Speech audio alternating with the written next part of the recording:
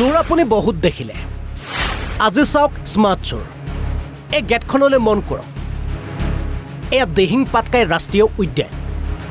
আৰু এই ৰাষ্ট্ৰীয় উদ্যানখনৰ মাজেৰে যোৱা দিগবৈ দুলীয়াজান সংযোগী পথৰ কাষেৰে প্ৰবাহিত হৈ আছে এয়া খাৰুৱা তেলৰ পৰিবাহী পাইপ এবাৰ এই নীলা পাইপ দুডাললৈ চাওক স্মাৰ্ট চোৰে গাঁত খান্দি খাৰুৱা তেল পৰিবাহী পাইপ উলিয়াই লৈছে আৰু তাৰ পাছত এই পাইপ বিশেষভাৱে দুডালকৈ পাইপ সংযোগ কৰিছে এবাৰ এই টেংকাৰখনলৈ চাওক NL01K0796 এই টেংকাৰখনত তেল ভৰোৱা হৈছে এই পাইপ দুডালেৰে খাৰুৱা তেল পৰিবাহী তেলৰ পৰা প্ৰায় 50 মিটাৰ দূৰত ৰখা হৈছে এই টেংকাৰখন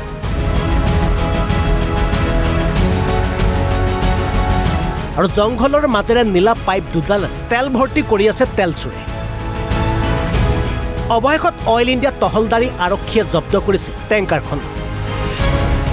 কিন্তু বৰ্তমান সময়লৈকে আটক কৰিবলৈ সক্ষম হোৱা নাই এই কাণ্ডৰ সৈতে জড়িত কোনো লোকক এনেকুৱা কাৰ্য আগতে হৈ থাকে সেই হিচাপতে আমি আমাৰ যিখিনি সুৰক্ষাকৰ্মী আছে অইল সুৰক্ষা বাহিনী সেই হিচাপত আমি এৰিয়াটো চিকিউৰ কৰি থাকোঁ আৰু মাজে সময়ে পেট্ৰলিং কৰি থাকোঁ ডাইৰেক্টলি আমি এইটো খবৰটো নাপাওঁ যে ইয়াত আজি এইটো কামটো হ'ব বুলি কিন্তু কিছুমান জেগাত সন্দেহ থাকে সেই হিচাপে আমি ঘূৰি থাকোঁ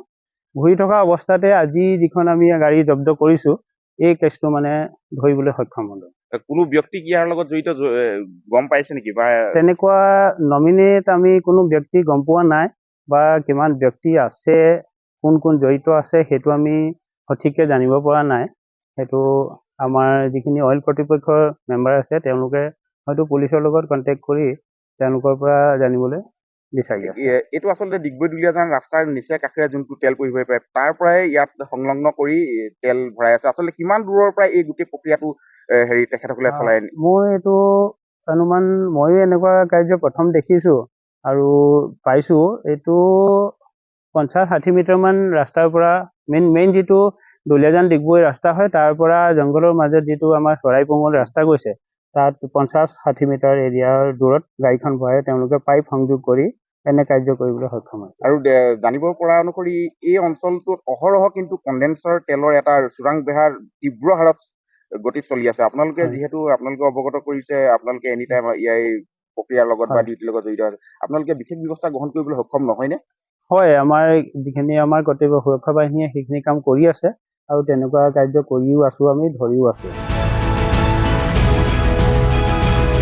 দিগবৈৰ পৰা খৰ্গেশ্বৰ বৰুৱাৰ ৰিপৰ্ট NB নিউজ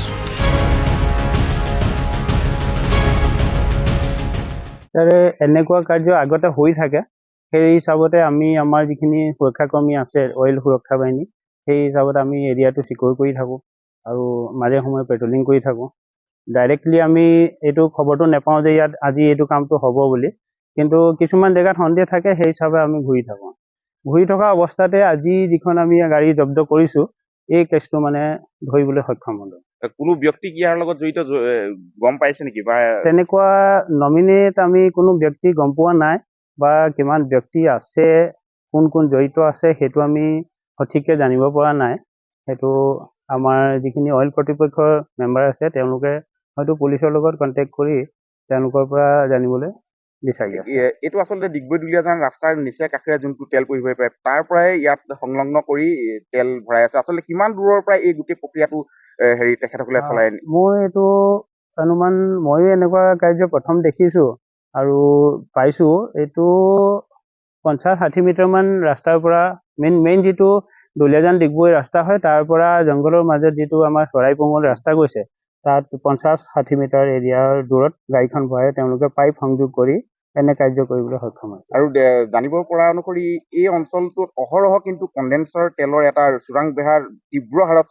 গতি চলি আছে আপোনালোকে যিহেতু আপোনালোকে অৱগত কৰিছে আপোনালোকে এনি টাইম ইয়াৰ প্ৰক্ৰিয়াৰ লগত বা ডিউটিৰ লগত জড়িত আছে আপোনালোকে বিশেষ ব্যৱস্থা গ্ৰহণ কৰিবলৈ সক্ষম নহয়নে হয় আমাৰ যিখিনি আমাৰ কৰ্তব্য সুৰক্ষা বাহিনীয়ে সেইখিনি কাম কৰি আছে আৰু তেনেকুৱা কাৰ্য কৰিও আছোঁ আমি ধৰিও আছোঁ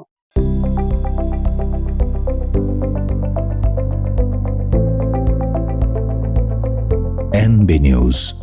সহজ সৰল ভাষাত নৱভাৰতৰ কথা